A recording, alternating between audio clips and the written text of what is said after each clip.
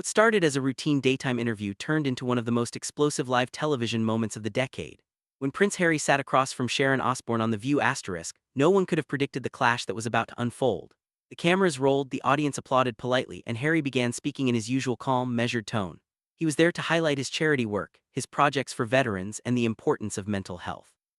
But what was meant to be a positive, feel-good appearance quickly descended into chaos because Sharon Osbourne had no intention of sticking to the script. From the very start, the tension was visible. Harry's team had drawn clear boundaries, warning producers not to bring up the royal family, Netflix, Meghan Markle, or his memoir. But Sharon, famous for ignoring rules and speaking her mind no matter the consequences, leaned forward with the kind of smirk that suggested she was ready for battle. The air felt heavy as she launched her first question, not about charities or mental health, but about Harry's loyalty. She asked him how he could claim to support veterans while many felt he had abandoned his military family back home. It was a loaded question, and everyone in the room knew it. For a brief moment, Harry froze. His polished media training kicked in and he tried to answer calmly, insisting his commitment to veterans was stronger than ever. But Sharon wasn't satisfied. She cut in, accusing him of walking away from duty, of leaving behind the very traditions that shaped him, of profiting from Hollywood deals while preaching about sacrifice. Her words weren't just questions, they were accusations wrapped in razor-sharp commentary. The audience shifted uncomfortably, sensing the hostility rising between guest and host. Harry tried to stay composed, his voice calm but his eyes betraying his frustration. Sharon, however, was relentless. She mocked the narrative of truth to power that Harry and Meghan often used, suggesting instead that he had traded one stage for another, this time playing the role of a victim for cameras and contracts. Then she went further, questioning Meghan's credibility and painting the couple as complainers who had walked away from responsibility only to complain about its weight. The tension peaked when Harry invoked his mother. His voice cracked with emotion as he spoke about Princess Diana, explaining that every choice he had made was to protect his family from the same relentless machine that hounded her to her death. The studio fell into silence, the audience holding its breath. For a brief second it seemed like Sharon might back down, but she didn't. Instead, she doubled down with the most cutting accusation of the entire interview.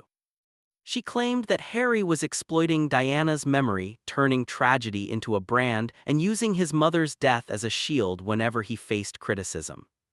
That was the breaking point. Harry's face flushed, his jaw tightened, and the polished exterior he had carefully maintained throughout the interview finally cracked. He shot to his feet, his voice shaking with rage as he told Sharon she had no right to speak about his mother, no right to drag Diana into her attacks. The audience gasped. Security moved closer to the stage, uncertain of what might happen next. The co-host scrambled to calm the situation, urging Sharon to ease up, but she didn't stop. Instead, she accused Harry once again of weaponizing his trauma, of turning pain into profit, of building an entire empire on grief. The words landed like knives. Harry's breathing grew heavy, his hands trembled, and his eyes welled with anger. Then, in a moment that would instantly go viral, he ripped off his microphone, threw it onto the chair, and declared that he was done. Without another word, he stormed off the set, leaving behind stunned silence and a room full of shocked faces. The cameras captured every second of it, the audience frozen as they realized they had just witnessed daytime television history. For once, Sharon Osbourne herself was speechless. She stared at the empty chair across from her, perhaps realizing the magnitude of what had just happened. She had pushed harder than anyone before, piercing through Harry's carefully built media armor, but in doing so she had crossed a line that left even her fans uneasy. The studio, once filled with applause, now felt like the aftermath of a storm. The fallout was immediate. Clips of the clash spread across social media within minutes, trending worldwide as people debated what they had just seen. Some praised Sharon for her brutal honesty, arguing that she had asked the questions others were too afraid to raise. Others condemned her ruthlessness, accusing her of cruelty and insensitivity, especially when it came to invoking Diana. Meanwhile, Harry storming off became the centerpiece of endless memes, debates, and think pieces, cementing the moment as one of the most dramatic exits in talk show history. But beyond the headlines, beyond the debates about who was right and who was wrong, one truth remained undeniable. The clash between Prince Harry and Sharon Osbourne wasn't just an interview. It was a cultural flashpoint, a raw and unfiltered battle between a man haunted by his past and a woman unafraid to weaponize words for impact. It was the kind of unscripted chaos that daytime television thrives on, but also the kind of confrontation that lingers long after the cameras stop rolling. Prince Harry came to the stage hopping to control the narrative, to highlight his causes and reshape his image. Sharon Osbourne came to the stage determined to shatter that image, to expose what she saw as hypocrisy and contradiction. In the end, neither truly won. Harry left visibly broken, Sharon left exposed as ruthless, and the world was left with a viral moment that will be replayed, dissected, and remembered for years. This was more than an interview. It was a battle of wills, a clash of identities, a showdown where two worlds collided in front of millions. And while Harry may have walked off set and Sharon may have claimed victory in the moment, the legacy of that confrontation is far more complicated. What happened on that stage was not just a heated exchange, it was a cultural earthquake, one that will echo through the world of media, royalty, and celebrity for decades to come. The interview was supposed to be straightforward. Prince Harry would sit across from Sharon Osbourne, talk about his charities, discuss veterans, and leave with a few applause lines to remind the world of his causes. But live television rarely goes to plan, and with Sharon at the table it was never going to be safe. From the moment the cameras turned on, viewers sensed the unease. Harry was careful, guarded, speaking with precision. Sharon, on the other hand, was sharpening her words like blades. She began with subtle digs, questioning his choices, hinting at hypocrisy, pressing him on the contradiction of stepping away from the royal family while still capitalizing on its image. Harry tried to stay calm, answering with polished restraint. He kept his eyes steady, his voice smooth, almost rehearsed, but Sharon wasn't letting him off easy. Every time he tried to pivot to his message of mental health and service, she pulled him back into the controversy. She accused him of abandoning duty, of turning his back on the institution that had shaped him, of running from responsibility while preaching about resilience. Harry adjusted in his chair, his jaw tightening. The audience shifted too, feeling the weight of Sharon's relentless attacks. She pushed harder, her voice dripping with accusation, calling him a prince who had traded tradition for profit.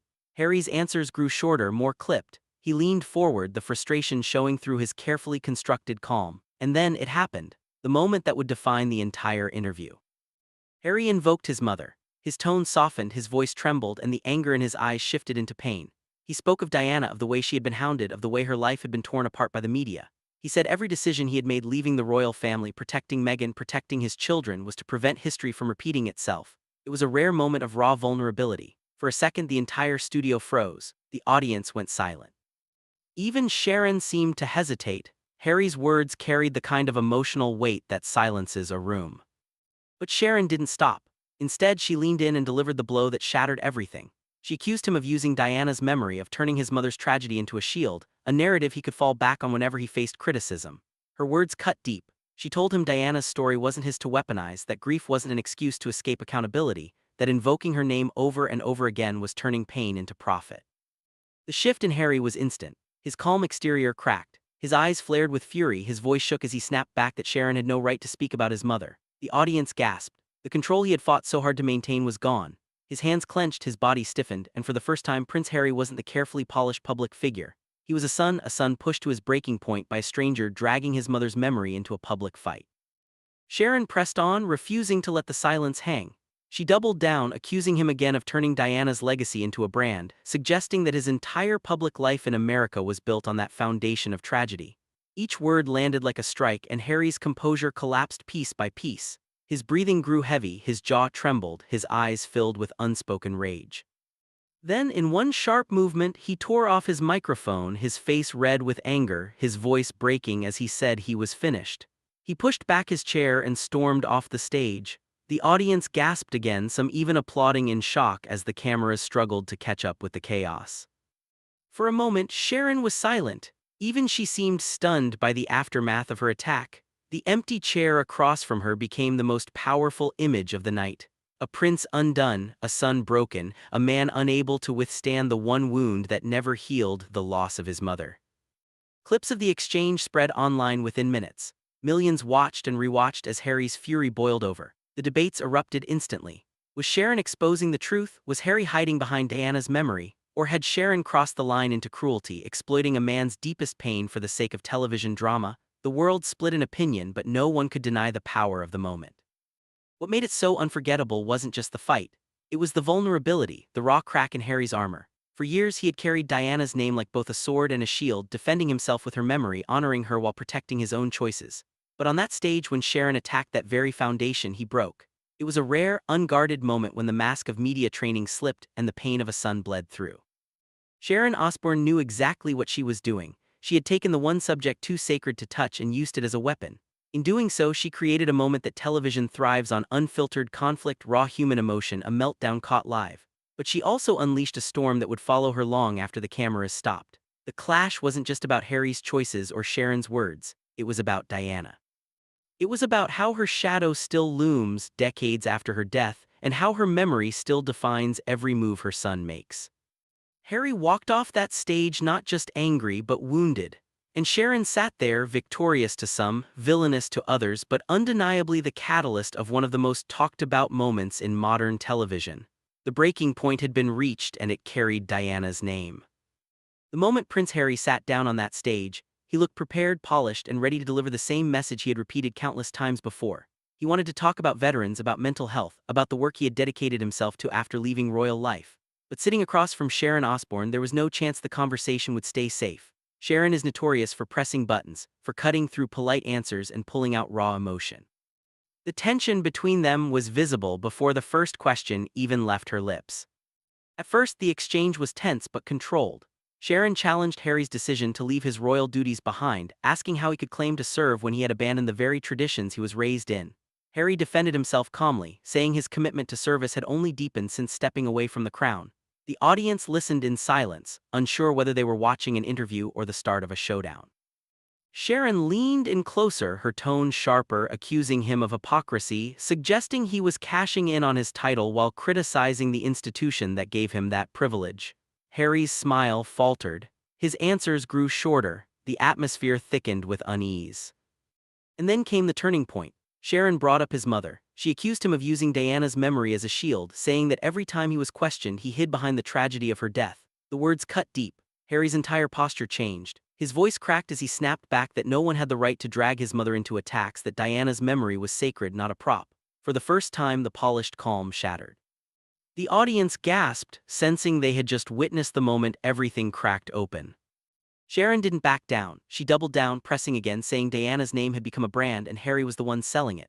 Those words were the spark that lit the fire. Harry's breathing grew heavier. His hands shook as he gripped the arm of his chair. His carefully rehearsed tone vanished. He leaned forward, his face burning red, and told Sharon enough was enough. But Sharon continued, her voice unwavering, her eyes locked on his, knowing she had cornered him in front of the world. And then it happened. The moment that would loop endlessly across social media, the moment headlines would seize upon with a single phrase. Harry storms off stage. He tore off his microphone, the sound popping sharply in the speakers as it hit the chair. His face was a mix of rage and hurt, his voice cracking as he said he was finished. He pushed back his chair with force, the screech echoing through the stunned silence of the studio. For a split second, the audience didn't know if they should clap or sit frozen. Then came the gasps, the whispers, the disbelief as Harry strode off set, leaving behind chaos. The cameras caught every second of it. His walk was brisk, furious, his shoulders tense as he disappeared into the shadows backstage. The co-hosts scrambled, unsure of what to do, their smiles faltering as they tried to regain control. Sharon sat back in her chair, her expression unreadable. Some saw triumph, others saw shock, but the empty chair across from her told the real story. A prince had been pushed past his limit and had walked out in front of millions. Within minutes, the clips were online.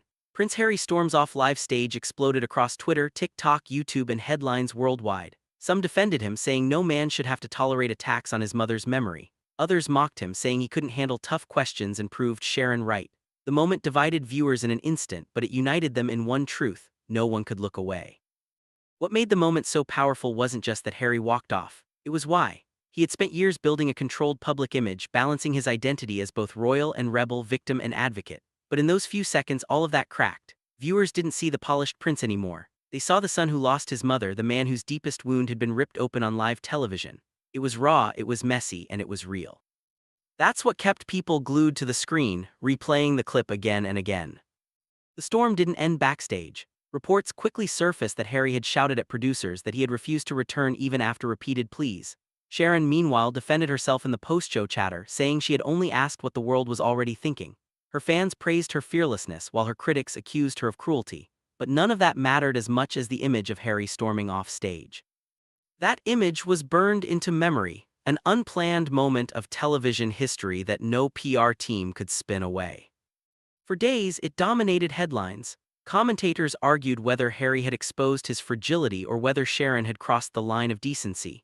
Memes flooded the internet, some mocking his exit, others celebrating it as an act of defiance.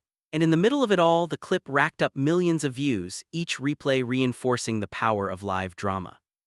Harry came to that stage hoping to control the narrative, to remind the world of his causes, to present himself as strong and steady.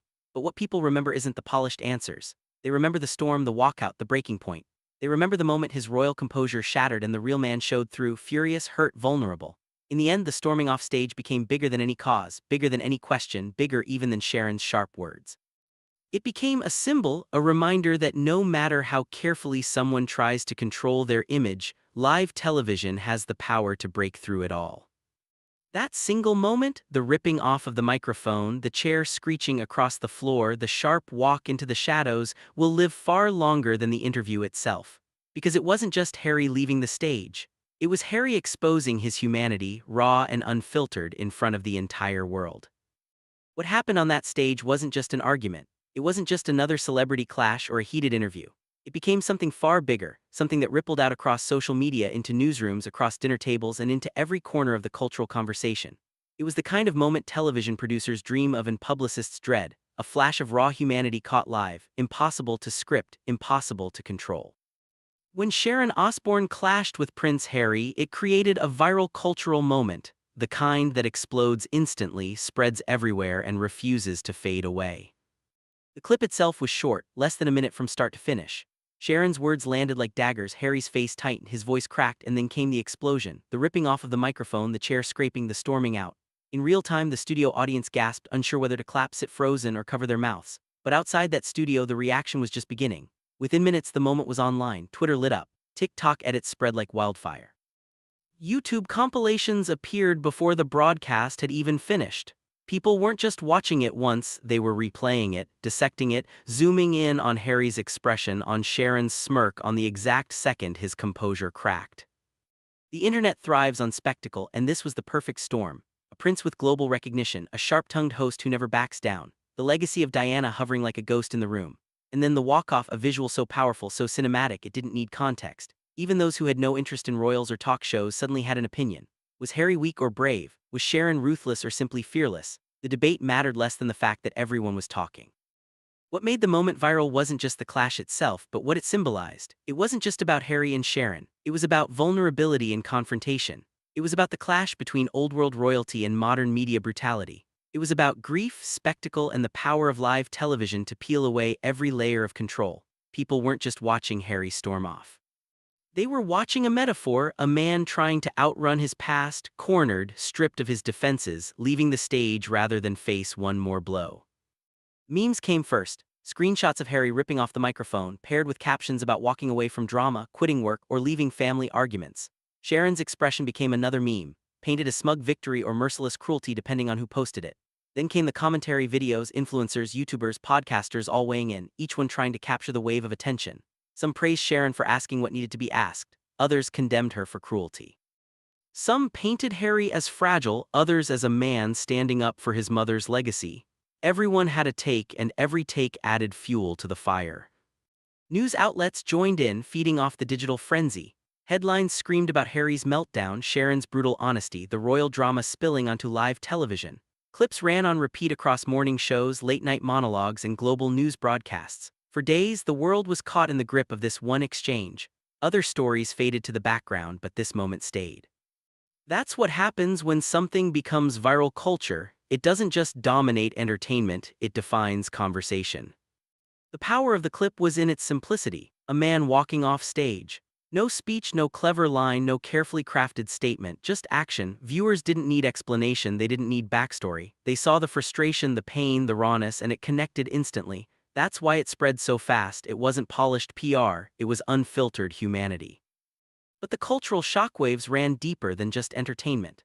The moment reopened conversations about Diana, about how her story is used, about the wounds that still define Harry's life decades later. It reignited debates about media ethics. Was Sharon doing her job as a hard-hitting interviewer, or was she exploiting personal tragedy for ratings? And it reignited the never-ending conversation about the royal family itself, about duty, rebellion, tradition, and the impossible balance of being both a public figure and a private human being. The viral moment worked because it lived at the crossroads of all these debates. It wasn't just gossip, it was symbolism. It was politics, grief, celebrity, and spectacle all colliding in under a minute of television. That's why people couldn't stop watching. It didn't matter whether they sided with Sharon or Harry. What mattered was that they felt something raw enough to keep them scrolling, replaying, and sharing. Even weeks later, the clip refused to die. Every time another story about the royals surfaced, the walk-off moment reappeared, embedded in new memes, new videos, new debates. It became shorthand for Harry's fragility or for Sharon's ruthlessness, depending on who was telling the story. In the culture of endless content, it became a touchstone, a moment everyone recognized instantly.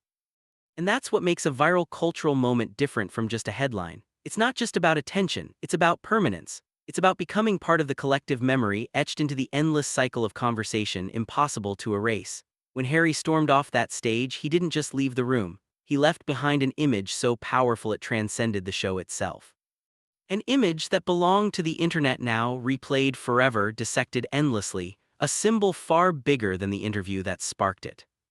In the end, what people remember isn't the details of the questions or the specifics of the answers. They remember the walk, the ripping off of the microphone, the sound of the chair scraping across the floor, the audience gasping, the silence that followed. That image became the story, and the story became culture. And culture, once it grabs hold of a moment, never lets go.